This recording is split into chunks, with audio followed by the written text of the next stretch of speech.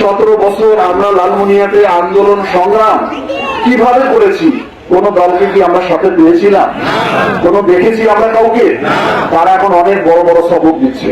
কিসের সবক দেয় তারা?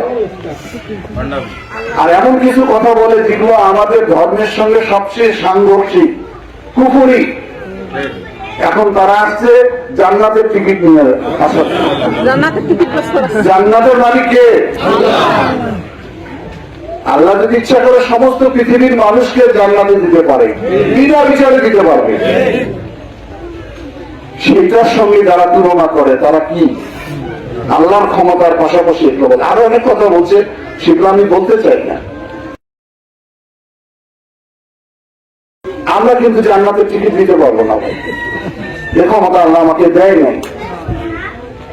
আপনার ঈমান থাকতে হবে, আমল থাকতে হবে, নামাজ পড়তে হবে, রোজা রাখতে হবে। সেইভাবে জীবন চললে আপনার আমল নামা হিসাবে আপনার জান্নাতের ব্যবস্থা হবে।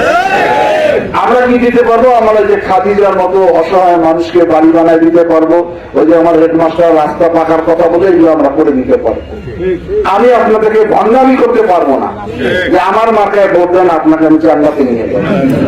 এগুলো ব্যাপারে সবাইকে সাবধান থাকতে হবে।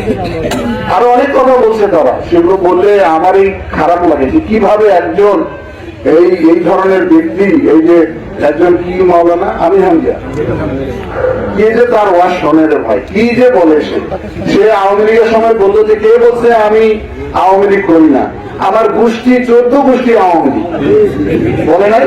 আমার চাচা চেয়ারম্যান আওয়ামী লীগের, এখন এগুলো বড় জামাতি।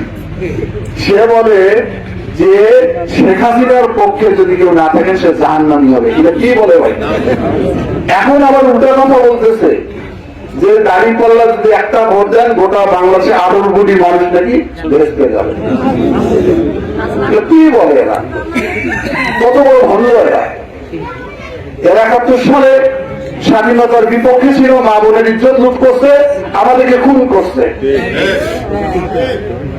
এরা এখন বড় বড় সবক দিচ্ছে, কখন কি বলে কোনো ঠিক নেই। যাই হোক, আমি সে কথা বলি না। আমি আশা করি যে এই দেশটি একমাত্র বিএনপি এবং খালেদা জিয়ার জন্য রক্ষা হচ্ছে। খালেদা জিয়া যদি আপোষ করতো তাহলে বাংলাদেশের পরিস্থিতি অন্যরকম হয়ে যেত। উনি আপোষ করেনি, যার জন্য দল, মত, ধর্ম, বর্ণ প্রত্যেকটি মানুষ